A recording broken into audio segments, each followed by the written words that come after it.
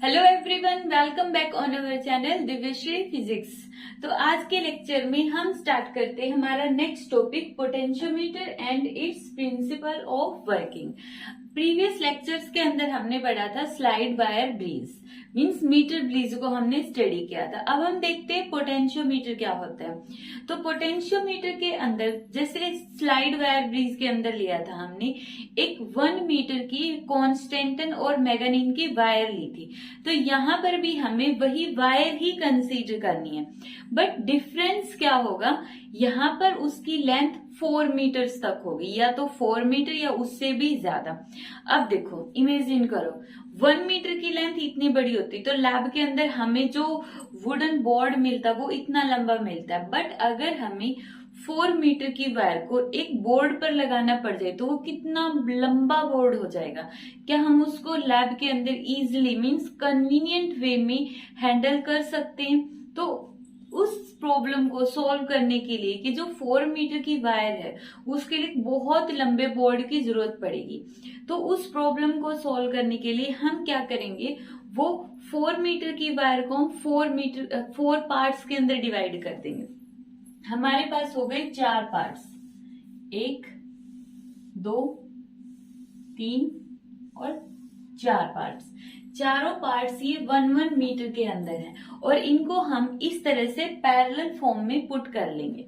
ठीक है, 4 वायर्स ली हमने, जो 4 मीटर की वायर थी उनको हमने 1 मीटर के अंदर 4 पार्ट्स के अंदर डिवाइड कर लिया है। ठीक है, अब इनको हम कॉपर से बनी हुई स्ट्रिप्स के थ्रू कनेक्ट कर देंगे। ये वायर होगी, एक यहाँ पर हमने कॉपर स्ट्रिप्स ले लिए, फिर एक यहाँ पर हमने कॉपर स्ट्रिप्स लगा दी, एक यहाँ पर हमने कॉपर स्ट्रिप्स कनेक्ट कर दी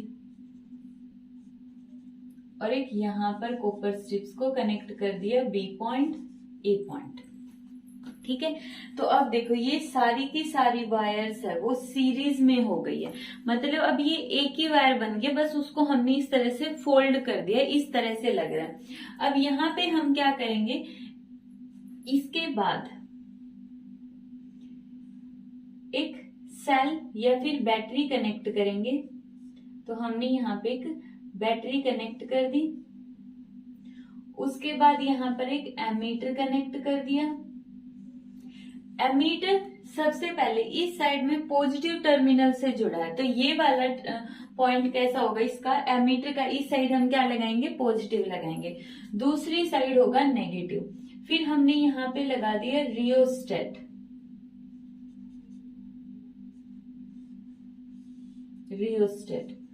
RH, और एक की लगा दो, कहीं पे भी लगा दो, ये हमने लगा दी की। ये हमने एक ड्राइविंग सेल यूज कर दी है, बैटरी यूज कर ली हमने, जो एक्सटर्नल बैटरी है वो लगा दी है। अब ए के साथ हम एक वोल्ट मीटर कनेक्ट करेंगे और इसके साथ हम एक जोकी कनेक्ट कर देंगे, जोकी जे। ये हो गया जोकी जे वोल्ट मीटर। ठीक है, तो ये है हमारा पोटेंशियोमीटर का डायग्राम। ये जो स्ट्रिप्स है किसकी बनी हुई है, कॉपर की बनी हुई है, कॉपर वायर, कॉपर की बनी हुई है ये। ठीक है, अब यहाँ पे कंप्लीट हो गया डायग्राम हमारा। अब देखो, सबसे पहले ये था हमारा पोटेंशियोमीटर, मींस इसके अंदर भी जो ये हमने वायर ली है, AB वायर ली है, AB वायर ली है, वो 4 मीटर की है और किसकी बनी हुई है, कॉन्स्टेंटन एंड मैग्नीन की, कॉन्स्टेंटन और मैग्नीन की ये वायर बनी हुई है, AB वायर। अब देखो, इसमें हमें क्या करना है, इसका वर्किंग प्रिंसिपल पढ़ना है, मतलब ये लैब के अंदर कौन से प्रिंसिपल पर काम करता है। जैसे कि हमने पढ़ा था व्हीटस्टोन ब्रिज प्रिंसिपल, वो कौन से प्रिंसिपल पर काम करता है, नल डिफ्लेक्शन मेथड पर। मींस अगर चारों रेजिस्टेंसेस में से 2 रेजिस्टेंसेस और 2 रेजिस्टेंसेस का अगर रेशियो सेम है तो गैल्वेनोमीटर कोई भी डिफ्लेक्शन शो नहीं करेगा।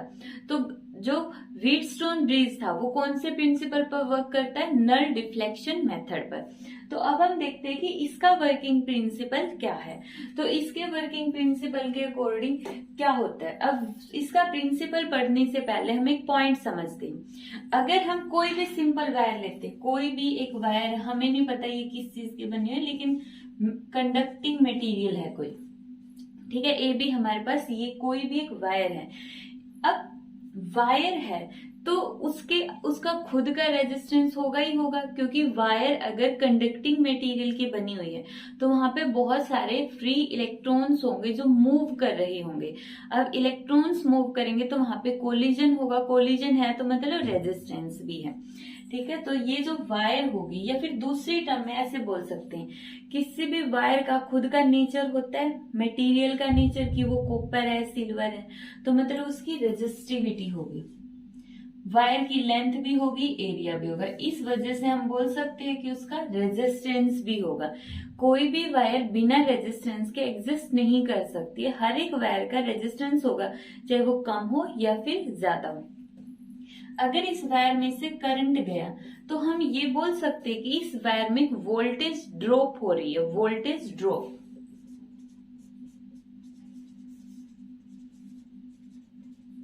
वोल्टेज ड्रॉप, वोल्टेज ड्रॉप का मतलब ये नहीं है कि वहां पे वोल्टेज गिर गई है, इसका मतलब है कि एक रेजिस्टेंस में से करंट फ्लो कर रहा है।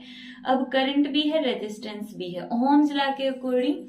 अब यहाँ पे देखो ए बी वायर का खुद का एक रेजिस्टेंस है, या पूरी वायर ही एक रेजिस्टेंस है, तो यहाँ पे मान लो उसका रेजिस्टेंस आर है, तो वोल्टेज कितनी होगी, आई आर हो गया, ठीक है।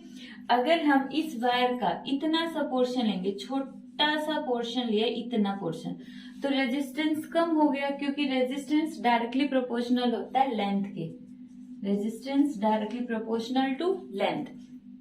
अगर लेंथ स्मॉल है, लेंथ स्मॉल है तो रेजिस्टेंस भी कम है, रेजिस्टेंस कम है तो वोल्टेज ड्रॉप कम है। अगर लेंथ हमने बड़ी ले ली, इतनी लेंथ ले ली, लेंथ ज्यादा हो गई, लेंथ ज्यादा हो गई तो रेजिस्टेंस भी ज्यादा हो गया, रेजिस्टेंस ज्यादा हो गया तो वोल्टेज भी ज्यादा हो गई है। यही पोटेंशियोमीटर का वर्किंग प्रिंसिपल है। पोटेंशियोमीटर के वर्किंग प्रिंसिपल के अकॉर्डिंग क्या होता है, वोल्टेज ड्रॉप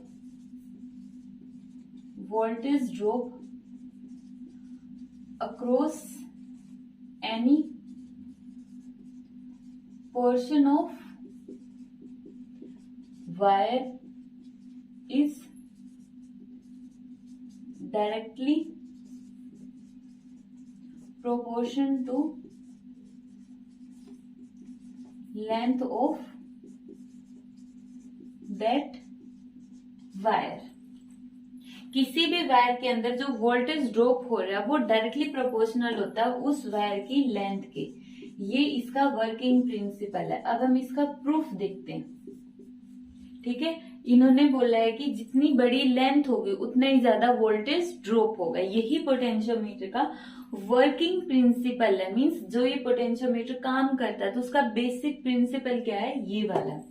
अब देखो ओहम्स लॉ के अकॉर्डिंग क्या होता है, V is equal to I R. Resistance का फॉर्मूला क्या होता है, रो एल बाई ए।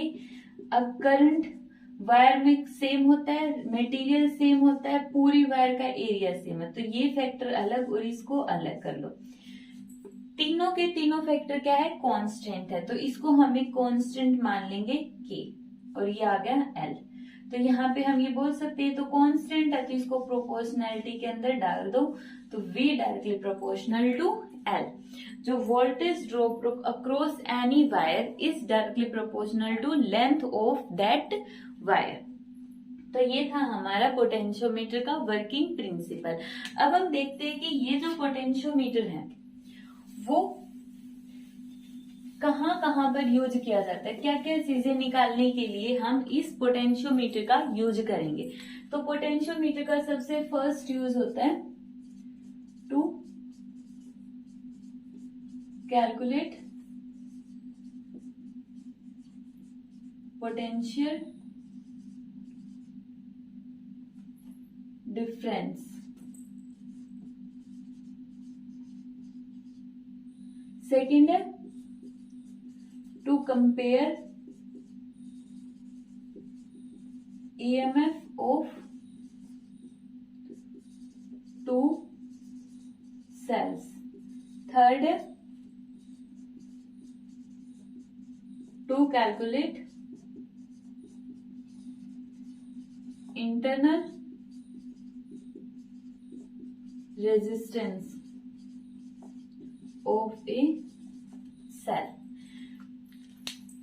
जो ये हमारा पोटेंशियोमीटर होता है उसके 3 वर्किंग प्रिंसिपल होंगे। सबसे फर्स्ट तो होगा पोटेंशियल डिफरेंस फाइंड आउट करना, मतलब हमें एक सेल दे दी जाएगी और उस सेल का हमें पोटेंशियल डिफरेंस खुद कैलकुलेट करना है कि उसका कितनी वोल्टेज की वो सेल है। सेकेंड है, अगर हमारे पास 2 सेल्स है तो उन दोनों सेल्स की ईएमएफ को कंपेयर करना है कि कौन सी सेल है वो बड़ी है और कौन सी सेल है वो छोटी है। थर्ड है, किसी भी सेल का इंटरनल रेजिस्टेंस कैलकुलेट करना कि कोई भी सेल है उसका खुद का इंटरनल रेजिस्टेंस कितना है। तो अब हम इसका फर्स्ट यूज देखते हैं। फर्स्ट यूज है किसी भी सेल का पोटेंशियल डिफरेंस कैलकुलेट करना। अब यहाँ पर देखो, ये जो डायग्राम हमने लिया है पोटेंशियोमीटर का, इस डायग्राम को हम थोड़ा सा सिंपल बना लेते हैं। सिंपल कैसे बनाना है हमें, अब इस इतने बड़े डायग्राम को हमें बार बार बनाने की जरूरत नहीं पड़ेगी और एक डिफरेंट डायग्राम याद भी नहीं रखना है। जैसे हमने एक मीटर ब्रिज लिया था उसी तरह का डायग्राम हम यहाँ पर इसके लिए भी बना सकते हैं। कैसे बनाएंगे, जैसे मीटर ब्रिज के अंदर था A और ये B, फिर यहाँ पर वही जो ये वाली बैटरी है जिसकी वोल्टेज है V लगा दिया हमने। उसके बाद हमने लगा दिया एमीटर, उसके बाद हमने लगा दिया रेजिस्टेंस, उसके बाद हमने एक लगा दी की और कनेक्ट कर दिया। ठीक है, अब रह गए वोल्ट मीटर और जोकी लगाना। ठीक है, अब हम यहाँ पर देखो, अब ये जो ए बी वायर है ये वही वाली वायर है जो ये 4 पार्ट्स के अंदर डिवाइड किया। बस डायग्राम को थोड़ा सा सिंपल दिखाने के लिए हम इसको एक ही लाइन में सीधा दिखा देंगे। यहाँ पर हमने क्या लगा दिया है, एक रेजिस्टेंस लगा दिया है। यहाँ पर हम क्या लगा देंगे, एक रेजिस्टेंस R। यहाँ पर हमने वो सेल यूज करनी जिसका पोटेंशियल डिफरेंस हम कैलकुलेट करना चाहते हैं। मीन्स यहाँ पर जो ये वाली सेल है इसकी ईएमएफ मान लेते ई है। जैसे मैथ्स के अंदर हम मानते हैं ना, let this value is x. अब एक्स कितना होगा वो हमें कैलकुलेट करना है। तो यहाँ पर भी जो ये सेल है इसकी ईएमएफ हमने मान ली है ये ई। अब ये ई है कितना, ये हमें कैलकुलेट करना है। इसके साथ हमने गैल्वेनोमीटर कनेक्ट कर दिया और इस गैल्वेनोमीटर के साथ यहाँ पे हमने एक जो की लगा दी और एक और की लगा दो यहाँ पर, की K1, ये है कि K। ठीक है, इतना सा डायग्राम है ये हमारा। अब यहाँ पर देखो, इस एक्सपेरिमेंट्स को करते हुए या इस थ्योरी को सॉल्व करते हुए हमें 2 पॉइंट्स का ध्यान रखना होता है, बिल्कुल कंपलसरी होता है। सबसे फर्स्ट पॉइंट जो V है, इस बैटरी को हम बोलते हैं ड्राइविंग सेल या ड्राइविंग बैटरी, कुछ भी बोल दो, ड्राइविंग सेल या बैटरी। सेल में एक ही होता है और यहाँ पर हमने 3 लगा दिया है, बस डिफरेंस यही है, ड्राइविंग बैटरी बोल सकते हो इसको। अब यहाँ पर देखो, जो ये ड्राइविंग सेल, इसको ड्राइविंग क्यों बोलते हैं, क्योंकि पूरे सर्किट को ड्राइव कर रही है, ऑपरेट करवा रही है, पूरे सर्किट के अंदर करंट प्रोवाइड करवा रही है, इसलिए हम इसको बोल रहे हैं ड्राइविंग सेल। तो V एंड E की जो पोलैरिटी है वो सेम होनी चाहिए। Polarity should be same. दोनों की पोलैरिटी सेम होने का मतलब V का पॉजिटिव टर्मिनल लेफ्ट में है तो E का पॉजिटिव टर्मिनल भी लेफ्ट में होना चाहिए, तभी हम बैलेंसिंग पॉइंट ऑब्जर्व कर सकते हैं। मतलब तभी गैल्वेनोमीटर 0 डिफ्लेक्शन शो करेगा। अगर हम इन दोनों की पोलैरिटी डिफरेंट कर देंगे तो जो बैलेंसिंग पॉइंट है वो हम ऑब्जर्व नहीं कर सकते। दूसरा point, V should be greater than E। जो V है उसकी वैल्यू E से बड़ी होनी चाहिए। मतलब अगर जिस सेल की ईएमएफ हम कैलकुलेट करना चाहते हैं, अगर वो 2 वोल्ट तक की है, तो हमें यहाँ पर V को 2 से ज्यादा रखना पड़ेगा। क्यों रखना पड़ेगा? देखो, नीचे वाले डायग्राम को भूल जाओ, सिर्फ ये ऊपर वाला डायग्राम है। V एक बैटरी है जिसकी वोल्टेज है V, इसमें से करंट पास होगा तो यहां से कोई करंट जाएगा I, ठीक है, यहां से होता हुआ करंट गया, I करंट गया। वायर है, खुद का रेजिस्टेंस भी है, करंट भी है, तो इसमें वोल्टेज ड्रॉप भी होगा। अब देखो, एक केस कंसीडर करो कि इसमें मैक्सिमम से मैक्सिमम कितना वोल्टेज ड्रॉप हो सकता है। मैक्सिमम से मैक्सिमम V हो सकता है। मैक्सिमम से मैक्सिमम क्यों बोला? क्योंकि अभी कुछ वोल्टेज ड्रॉप यहाँ पर भी हो रहा है जब हम की को क्लोज कर देंगे। एग्जाम के अंदर ध्यान रखना है, की को क्लोज करके ही करंट पास करवाना है, की को ओपन नहीं छोड़ना, की को क्लोज करोगे तभी करंट पास करवाओगे। अब यहां पर देखो, इसमें मैक्सिमम जो वोल्टेज ड्रॉप होगा वो होगा V वोल्टेज ड्रॉप। अब अगर हम मान लेते हैं कि यहाँ पर जो E है वो बड़ा है V से, ठीक है, तो अब जब पूरी की पूरी वायर में ही वोल्टेज ड्रॉप V है, मान लो V की वैल्यू है 2 वोल्ट और E निकालना है वो है 3 वोल्ट की, तो पूरी वायर में ही 2 वोल्ट है, तो ये 3 वोल्ट को मेजर कहाँ से करेगी? जो ये बैटरी है इसके वोल्टेज को मेजर हम इस वायर के अंदर जितनी वोल्टेज ड्रॉप हो रही है वहां से कैलकुलेट करेंगे। जब इसका हम वर्किंग देखेंगे तब और अच्छे से समझ में आएगा। बस इम्पोर्टेंट पॉइंट है कि V को बड़ा रखना है ताकि थोड़े बहुत पोर्शन में, जैसे मान लो यहाँ तक अगर हम इसको 4 वोल्ट ले लेते हैं और ये 3 वोल्ट के, तो यहाँ तक हो जाएगा 3 वोल्ट ड्रॉप और 1 वोल्ट आगे, तो यहाँ तक 3 वोल्ट है, तो ये बैटरी बता देगी कि ये बैटरी जो है वो 3 वोल्ट की बैटरी है। ठीक है, अब इसको थोड़ा सा अच्छे से समझते हैं। देखो, to calculate potential difference, potential difference को हमें कैलकुलेट करना है। अब पूरी की पूरी वायर के अंदर कितना वोल्टेज ड्रॉप हो सकता है, यहाँ पे बिल्कुल सिंपल है। L मीटर वायर में कितना ड्रॉप हो सकता है? Maximum voltage drop in L metre wire में कितना हो सकता है? V वोल्ट हो सकता है। ज्यादा से ज्यादा कितने वोल्टेज ड्रॉप होगा? V वोल्ट होगा। Maximum voltage drop in 1 metre wire में कितना होगा? V 1 मीटर में तो कम होगा, तो हम क्या कर देंगे? V by L। अब हमें निकालना कितना है उससे पहले देखो, हम की K को क्लोज कर देंगे, की K1 को भी क्लोज कर देंगे, दोनों की को क्लोज करेंगे, करंट पास होगा। अब हमारा काम क्या होगा? हमारा सिर्फ 2 ही काम है। फर्स्ट, की को क्लोज कर दो। सेकंड काम क्या है? जो की है उसको उठाओ, हर एक पॉइंट पर प्लेस कर करके देखो, हर एक पॉइंट पर प्लेस कर करके देखोगे। अब यहाँ पे एक इम्पोर्टेंट पॉइंट है, अगर तो जो यहाँ पर कभी भी किसी भी पॉइंट पर जीरो डिफ्लेक्शन नहीं होती है, सबसे पहले हम जोकी को उठाएंगे, जब लेफ्ट में पुट करेंगे ए पॉइंट पर, मान लो गैल्वेनोमीटर में जो डिफ्लेक्शन है वो लेफ्ट में है, तो बी पर वो डिफ्लेक्शन राइट में होनी चाहिए, कंपल्सरी है। अगर नहीं है तो मतलब बैटरी के अंदर जो वोल्टेज दी है वो कम या ज्यादा करनी पड़ेगी, उस वोल्टेज को हम क्या करेंगे? बैलेंस करेंगे। तो हमें इस तरीके से सेट करना है कि जो ए पर अगर जोकी को रखते हैं तो गैल्वेनोमीटर की सुई लेफ्ट में जाती है, बी पर रखते हैं तो वो राइट में जाती है। अगर पूरी की पूरी में ए की रहती है, बी तक जाते जाते वो राइट में गई ही नहीं है, तो इसका मतलब जो वोल्टेज है उसको हमने या तो बहुत स्मॉल ले लिया या बहुत ही ज्यादा लार्ज ले लिया। तो हमें क्या करना है? इस वोल्टेज को बहुत ही ध्यान से अप्लाई करना है कि कितनी वोल्टेज हम अप्लाई कर रहे हैं। ठीक है, तो अब यहाँ पर देखो, जब कोई सुई है, अगर वो नीडल है वो लेफ्ट में है और बी पॉइंट पे राइट में, बीच में जीरो आएगी, तो कभी ना कभी किसी पॉइंट पर तो वो जो नीडल है जीरो पर आई है, तभी तो वो राइट में गई है। वही पॉइंट हमें कैलकुलेट करना है जहां पे गैल्वेनोमीटर की नीडल जीरो पर आएगी। मान लेते ये वही पॉइंट है जहां पे गैल्वेनोमीटर 0 शो करते हैं। इस पॉइंट के अंदर इस वायर में जो गैल्वेनोमीटर करंट है वो कितना है, 0 करंट है। अब देखो यहां से सेकंड यूनिट के बिल्कुल फर्स्ट लेक्चर में हमने पॉइंट समझा था जो बहुत इंपॉर्टेंट था कि करंट के फ्लो करने की कंपल्सरी कंडीशन क्या होगी, कि वहां पर पोटेंशियल डिफरेंस होना चाहिए।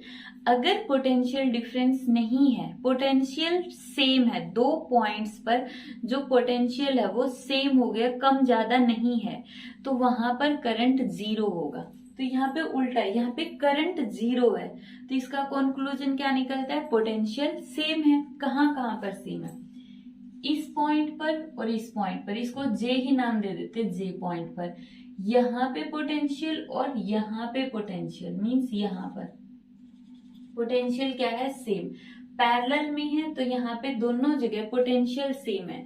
जितना पोटेंशियल ए पर होगा उतना ही इस जगह होगा, जितना जे पर होगा वही पोटेंशियल यहाँ पर होगा। जब ये दो पॉइंट और ये दो पॉइंट एक ही पोटेंशियल पर है तो यहाँ पे करंट फ्लो नहीं करेगा, करंट कितना हो जाएगा, 0 हो जाएगा। अब इस लेंथ को हम मान लेंगे x मीटर। तो अब हमें देखना है कि इस x मीटर में कितना पोटेंशियल ड्रॉप हुआ है, क्योंकि कुछ पोटेंशियल ए पर होगा और कुछ जे पर होगा, तो हमें यहाँ पे इन दोनों का डिफरेंस फाइंड आउट करना है। तो maximum voltage drop in x metre, v by L और x। v बाई एल को हमने प्रीवियस टॉपिक में पोटेंशियोमीटर का वर्किंग प्रिंसिपल, उसके अंदर हमने क्या पढ़ा था, v बाई एल क्या है, k है। k क्या है, एक कांस्टेंट है जिसको हम बोलते हैं पोटेंशियल ग्रेडियंट। k को हम क्या नाम देते हैं, पोटेंशियल ग्रेडियंट। ठीक है, k क्या होगा, पोटेंशियल ग्रेडियंट होगा, तो इसको हम दे देंगे kx। तो ये कहां पर है, वोल्टेज ड्रॉप इन AJ। AJ के अंदर जो ये वोल्टेज है वो इतने वोल्ट की है, kx वोल्ट है। अब यहाँ पे इतने वोल्ट का ड्रॉप है, kx वोल्ट का, तो यहाँ पर भी कितने वोल्ट का ड्रॉप होगा, kx का। मतलब इस रेजिस्टेंस में भी कितनी वोल्टेज ड्रॉप हो रही है, kx। तो यहाँ पर जो बैटरी है उसकी वोल्टेज कितनी होगी, kx होगी। दोबारा देखो, यहाँ पर AJ के अंदर कितना वोल्टेज ड्रॉप हुआ है, kx। kx हमने निकाल लिया, पूरी में वोल्टेज ड्रॉप होता है V, तो इतनी से छोटे से लेंथ में कितना होगा, kx वोल्टेज ड्रॉप होगा। ठीक है, तो यहाँ पर भी वोल्टेज ड्रॉप कितना होगा, kx, और ये तो इसके क्या है, पैरेलल में है, पैरेलल में पोटेंशियल डिफरेंस क्या होता है, सेम, तो ये E की वैल्यू आ जाएगी, क्योंकि ये वायर इसके साथ, इस सेल के साथ पैरेलल में लगी हुई है, तो ये किसकी वैल्यू आ जाएगी, E की। मीन्स जिस सेल की EMF हम कैलकुलेट करना चाहते हैं उसकी वैल्यू कितनी निकल गई, kx निकल गई। ठीक है, तो इस तरह से हम पोटेंशियोमीटर का यूज करेंगे किसी भी सेल की EMF को कैलकुलेट करने के लिए। ठीक है, अब इसको देखो, ये तो था हमारा फिजिक्स की टर्म में। अगर हम सिंपल नंबर्स की फॉर्म में देखते हैं, मान लेते हैं कि जो V वोल्टेज है वो 5 वोल्ट की है। ठीक है, तो पूरी वायर में कितने वोल्टेज ड्रॉप होगा, 5 होगा मैक्सिमम। ठीक है, अब हमें क्या करना है, यहाँ पर हमें नहीं पता कितने वोल्टेज की सेल है ये, लेकिन यहाँ पर हमने एक सेल लगा दी है कि ये इतने वोल्टेज की सेल हो गई है। ठीक है, और यहाँ पर क्या दे दिया है हमें, सिर्फ जोकीली और जोकी को जगह जगह रख के देखो कि कहाँ पर गैल्वेनोमीटर 0 डिफ्लेक्शन शो करता है। यहाँ पर शो कर गया, तो मान लेते हैं कि यहाँ पर जो वोल्टेज आई, कितना वोल्टेज आई, निकालेंगे कैसे उसको हम, k की वैल्यू हमें दी होगी। यहाँ पर एक स्केल रखा होता है, लैब के अंदर एक स्केल लगा होगा इसके ऊपर, उस स्केल से हम इसकी जो लेंथ है वो मेजर कर लेंगे, मीन्स x की वैल्यू हम कैलकुलेट कर लेंगे, x हम निकाल सकते हैं। स्केल का यूज करके हमने x कैलकुलेट कर लिया using scale, k using formula V by L. k को कैसे कैलकुलेट करेंगे, ऊपर देखो कितने वोल्टेज है, 5 वोल्ट की सेल है। एल लेंथ ऑफ वायर कितनी है, ए बी की लेंथ देखो कितनी है, 4 मीटर है, 3 मीटर, 2 मीटर, कितनी वायर है, कितने की है, 4 मीटर की है। तो यहाँ पे के की वैल्यू कितनी आ गई, के की आ गई 5/4 वोल्ट पर मीटर। ठीक है, इतनी आ गई। अब देखो ईएमएफ कितनी होगी, 5/4 और एक्स यूजिंग स्केल हमें कैलकुलेट करना है कितना। अब हमें नहीं पता कितना होगा, वो तो लैब के अंदर निकाल सकते हैं। मान लेते हैं कि इसकी वैल्यू आ जाती है 2 मीटर, तो 2 से ये कैंसिल, कितना आ गया 2.5 वोल्ट। मीटर कैंसल हो गया इस पर मीटर से, तो 2.5 वोल्ट की ये सेल आ गई है। सिंपल ये फॉर्मूला अप्लाई करने किसी भी सेल की ईएमएफ को कैलकुलेट करने के लिए। एक्स लैब के अंदर स्केल उठाएंगे, उससे निकालेंगे, के की वैल्यू इस फॉर्मूले से निकाल देंगे। एल वायर की टोटल लेंथ, वी जो ऊपर बैटरी जो हम खुद अप्लाई करते हैं, तो वो वाली वोल्टेज हो गई।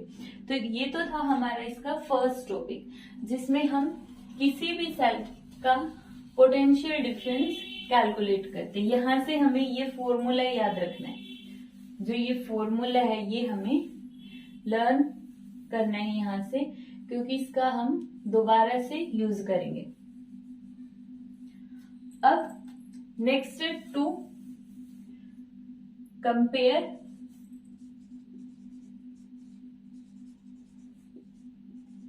EMF of a cell of 2 cells. एक सेल की कंपेयर थोड़े ना कर सकते हैं, कितने सेल्स की होगी, 2 सेल्स की। 2 सेल्स की ईएमएफ को हम कंपेयर करेंगे। तो इसके लिए हम क्या करेंगे, यहां पर 2 सेल ले लिए,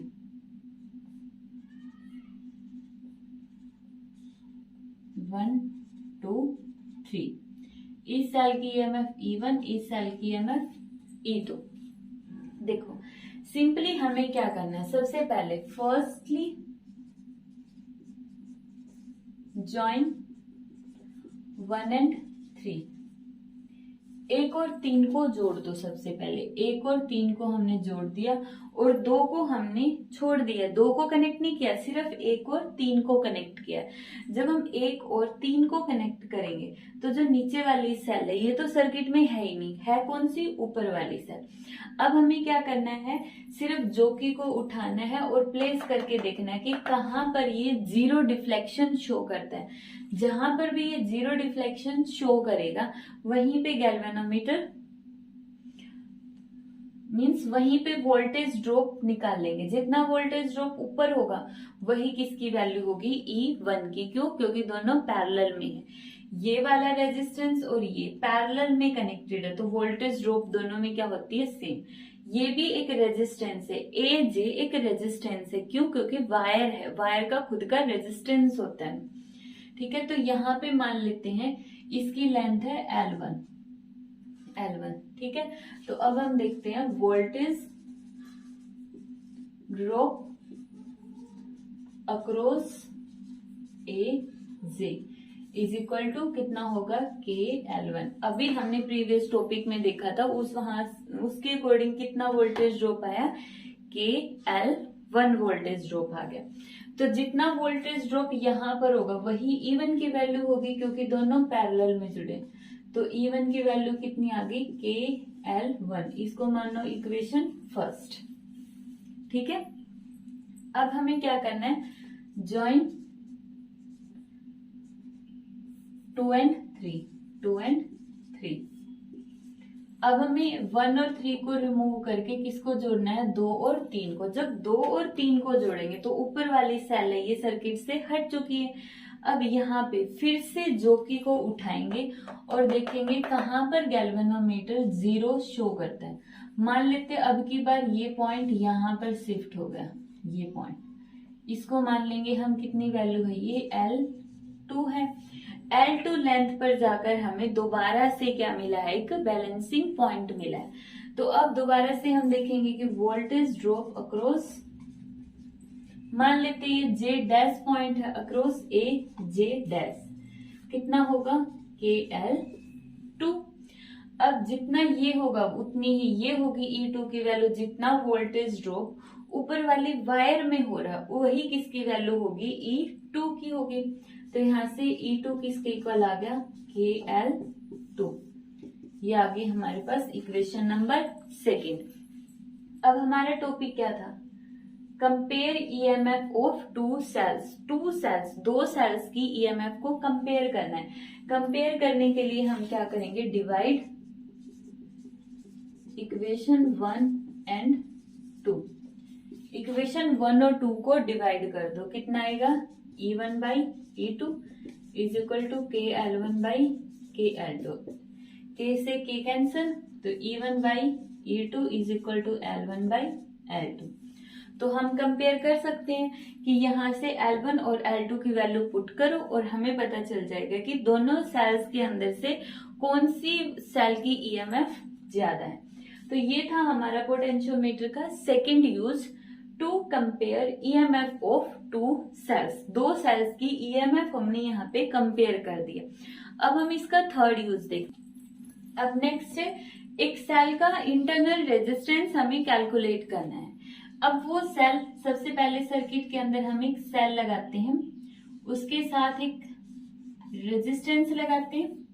यहाँ पर हो गया एक रेजिस्टेंस R, एक की हो गई, ठीक है, और ये हो गया हमारे पास यहाँ पे गैल्वेनोमीटर G, और इसके साथ ही जो इस सेल का इंटरनल रेजिस्टेंस है वो लगा दिया है हमने। ये जो इंटरनल रेजिस्टेंस है ये सेल के अंदर है, जो हमने अपना लेक्चर स्टडी किया था, internal resistance and terminal potential difference. तो वहां पे ये चीज क्लियर हो गई थी। अब देखते हैं, इसको नाम दे देते हैं K1, ठीक है। तो सबसे पहले स्टेप फर्स्ट,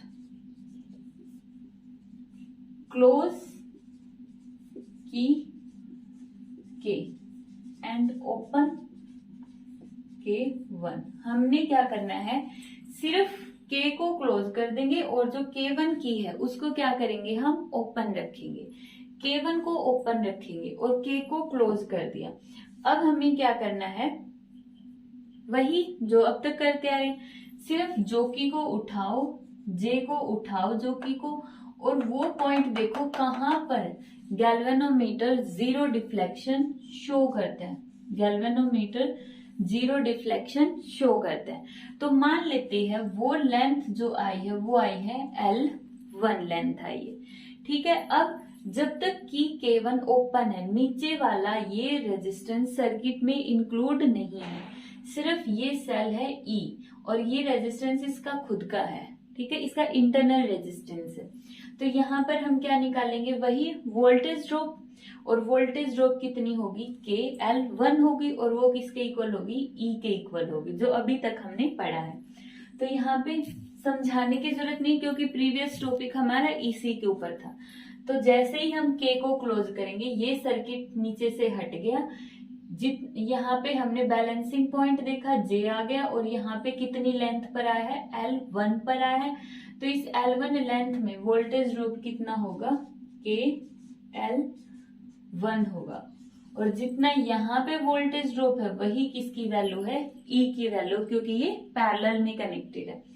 अब स्टेप 2, क्लोज की K एंड K1। अब हमने नीचे वाली की को भी क्लोज कर दिया है, नीचे वाली की को भी क्लोज कर दिया। अब जैसे ही नीचे वाली की क्लोज होगी, तो ये देखो, अगर हम इस सर्किट को अलग से देखते हैं, ये इस तरह से R E, ठीक है। अब इस सेल के अंदर से करंट गया, यहां से गया, यहां से गया, तो E किसके अंदर हो गई, E कन्वर्ट हो गई IR प्लस IR। जो इस सेल की टोटल EMF है वो इन दो के अंदर डिवाइड हो चुकी है, और यहां से हमें क्या कैलकुलेट करना है, इसको हम मानते V, इस करंट इंटू रेजिस्टेंस को हमने नाम दे दिया V, टर्मिनल पोटेंशियल डिफरेंस। यहां से हम क्या करते हैं, R की वैल्यू निकाल लेंगे, V को इस साइड लेके आएंगे -V, और डिवाइड में I is equal to R, ठीक है। तो अब यहाँ पर देखो जो टोटल वोल्टेज होगी, अब हमें क्या करना है, जैसे ही इन दोनों की को क्लोज करेंगे हमें फिर से वही करना है, जो की को उठाएंगे, जो की को उठा के हमें इसका बैलेंसिंग पॉइंट देखना है। मान लेते इसका बैलेंसिंग पॉइंट आ गया ये वाला जे डैश, और इसकी लेंथ है L2। अब जितनी इसकी लेंथ होगी उतनी ही वोल्टेज यहाँ पर होगी, ठीक है, जितना वोल्टेज ड्रॉप इसमें उतनी ही वोल्टेज ड्रॉप इसमें। बट अभी यहाँ पे समझने वाला पॉइंट क्या है, इस चीज को समझने के लिए हमें टर्मिनल पोटेंशियल डिफरेंस का लेक्चर क्लियर होना चाहिए। टर्मिनल पोटेंशियल डिफरेंस मतलब कोई भी सेल है अगर उसकी वोल्टेज E है तो जैसे ही हम सर्किट को क्लोज करेंगे उस सेल के अंदर से करंट जाएगा, तो उसका जो पोटेंशियल है वो हम E वोल्टेज तक ऑब्टेन नहीं कर सकते। वो कितना ऑब्टेन करेंगे, सिर्फ V वोल्ट। क्यों? क्योंकि थोड़ा सा वोल्टेज वो सेल खुद कंज्यूम करती है अपने खुद के रेजिस्टेंस को ओवरकम करने के लिए। मतलब ये जो सेल है एक्चुअल में E की है, लेकिन हमें मिलेगी सिर्फ इतनी। ये वोल्टेज तो ये सेल खुद ही कंज्यूम करेगी, हमें सिर्फ इतनी वोल्टेज मिल रही है और इसको हमने माना है V। तो यहाँ पे जो वोल्टेज है वो कितनी ऑब्जर्व करेंगे इस की K1 को क्लोज करते ही, क्योंकि इस E का कुछ पोर्शन यहाँ पे खुद के अंदर ही ड्रॉप होके हमारे पास बच गया V, और जितना V है उतना ही ऊपर वोल्टेज ड्रॉप है KL2। इक्वेशन सेकेंड क्लियर हुआ है? एक बार दोबारा से बता देती हूँ। यहाँ पे क्या हुआ, जैसे ही K1 को क्लोज किया ये सेल के अंदर से करंट फ्लो होना स्टार्ट हुआ। अब इस सेल का थोड़ा सा करंट ये सेल खुद कंज्यूम कर लेगी, और अगर ये सेल 6 वोल्ट की है तो हमें 6 वोल्ट नहीं मिलेंगे, हमें हम कितना ऑब्जर्व करेंगे 5.5 वोल्ट, क्योंकि आधा वोल्ट तो ये जो सेल है वो खुद कंज्यूम कर रही अंदर ही अंदर, हमें पता भी नहीं चल रहा है, अंदर ही अंदर कंज्यूम कर गई। और इस सेल की वोल्टेज को हम लैब के अंदर कितना मेजर करेंगे 5.5 वोल्ट, ठीक है।